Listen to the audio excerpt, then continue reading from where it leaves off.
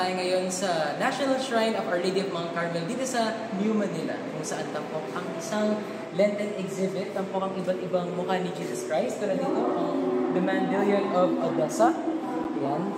And marami pang iba. Meron nga dito ng mga parang replica ng Shroud of Turin. Ngayon naman po nakikita po natin ng somewhat replica po ng Shroud of Turin, kung saan di lang nakikita natin para sa ordinaryong may bakas-bakas naman ng dugo.